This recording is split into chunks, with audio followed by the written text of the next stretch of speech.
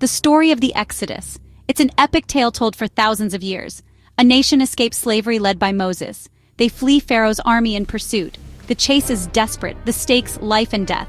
They reach the Red Sea, a vast, impassable barrier. Trapped between water and soldiers, hope seems lost. But then, the waters part. A dry path appears through the sea. The people cross to safety. This crossing is legendary, a symbol of hope and faith. The image, a sea split in two people walking where fish once swam. Pharaoh's army follows onto the seabed, chariots rumble, horses charge. But as the last escapee steps out, the waters return. The army is swallowed by the waves, a stunning end to a dramatic pursuit. For millions, this is more than a story, it's a cornerstone of belief. The parted sea remains a powerful symbol. Passed down through generations, it captures the imagination. The legend endures, inspiring faith and wonder. It's a tale of deliverance, of hope against all odds. The Red Sea crossing, a moment that changed history. A miracle for some, a mystery for all. The chase, the escape, the sea's return, etched in memory. The Exodus, a story for the ages. Fast forward to the late 20th century. Enter Ron Wyatt, a nurse anesthetist with a passion for biblical history. He believed the Exodus was real, and that physical proof might exist. Wyatt became obsessed with the Red Sea crossing. He pored over ancient texts and maps. He developed a bold theory. The crossing happened at a specific spot, not just anywhere on the Red Sea, but at Nuweiba Beach on the Gulf of Aqaba. Across the water in Saudi Arabia lay a matching shoreline. Wyatt proposed this was the true route of the Israelites, the place where Pharaoh's army met its end. It was a daring hypothesis. Wyatt wasn't content with speculation. He wanted evidence.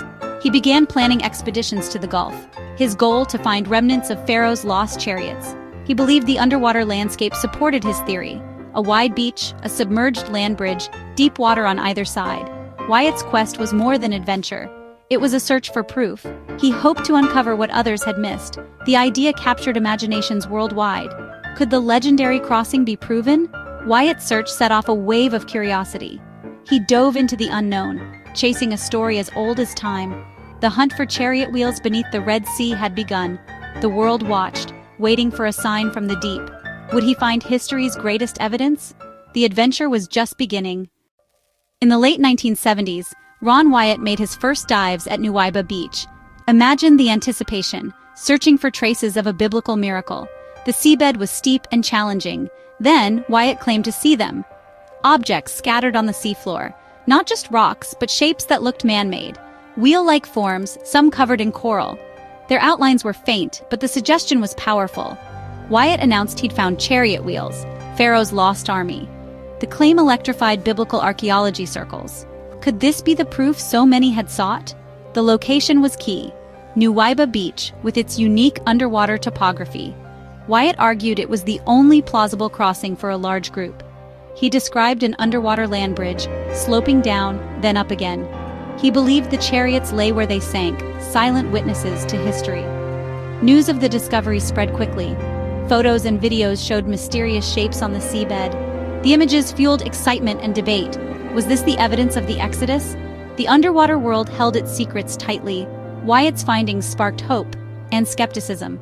The search for answers had only just begun. The legend of the chariot wheels was reborn. The Red Sea's mysteries beckoned explorers and dreamers alike. Could the past finally be revealed? The first glimpses left the world wanting more. What exactly did Ron Wyatt report? He described finding wheel-like objects, some with 4, 6, or 8 spokes. He tried to link these details to Egyptian chariot designs. The objects were heavily encrusted with coral, making identification difficult. Wyatt took photographs and video, though the quality was often poor. He also reported finding chariot axles and boxes, the main bodies of chariots. Human and horse bones were said to be scattered among the wreckage. The most sensational claim, a gilded chariot wheel, possibly ceremonial, perhaps even Pharaoh's own. Wyatt said he brought a piece to the surface, a wheel hub with traces of gold. This find became the centerpiece of his argument.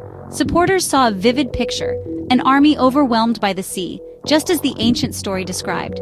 The coral-covered shapes, the supposed gold, the bones, all painted a dramatic scene.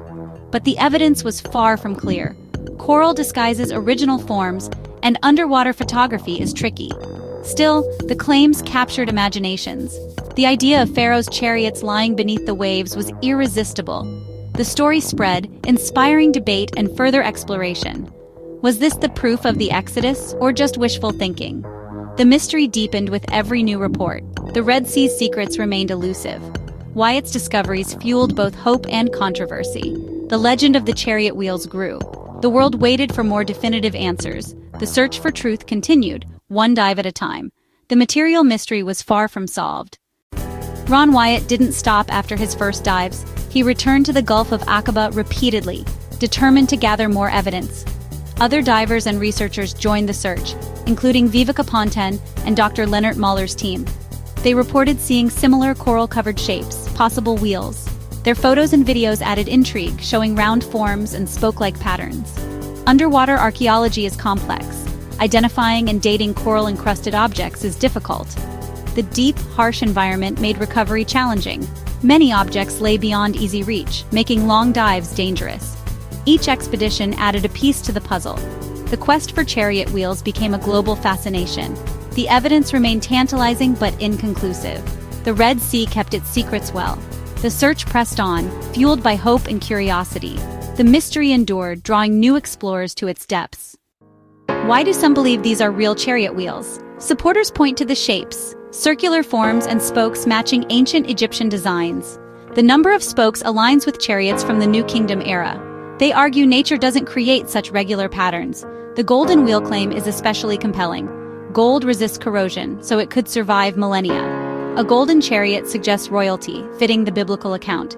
The location, Nuiba Beach and its underwater land bridge, matches the story's description. Supporters believe the artifacts were found exactly where the Exodus would have occurred. For them, the combination of shapes, materials, and geography is too specific to dismiss. The evidence, though debated, is seen as a powerful case for authenticity.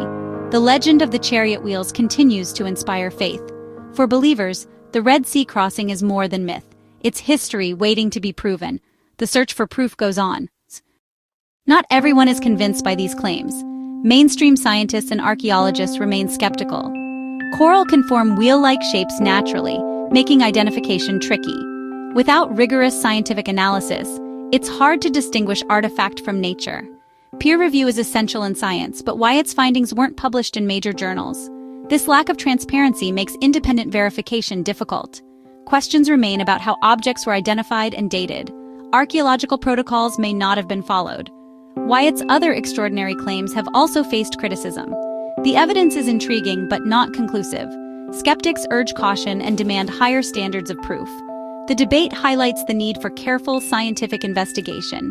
The mystery of the chariot wheels remains unresolved. The material of these objects is a key question. Are they wood, metal, or just coral? Egyptian chariots were made of wood, leather, and some bronze. Wood rarely survives millennia underwater unless buried in sediment. Bronze can survive but corrodes and becomes encrusted. Gold resists corrosion, so traces could remain. Identifying materials beneath coral requires careful analysis. Claims of metal detection and gold traces exist, but lack independent verification. Bringing artifacts to the surface is difficult and risky. The true nature of the objects remains uncertain. Are they ancient relics or natural formations? The material mystery keeps the debate alive. What do we make of it all? The story of Pharaoh's chariot wheels beneath the Red Sea is captivating. It blends faith, history, and adventure. The search for physical proof of the Exodus excites imaginations worldwide. Ron Wyatt's claims have kept the legend alive, inspiring books and documentaries. Whether real or natural, the story makes us wonder about the past. It's a reminder of the allure of discovery and the importance of scientific rigor. New technology may one day provide clearer answers. For now, the Red Sea mystery endures. The legend of the crossing continues to inspire exploration and debate. The search for truth beneath the waves goes on.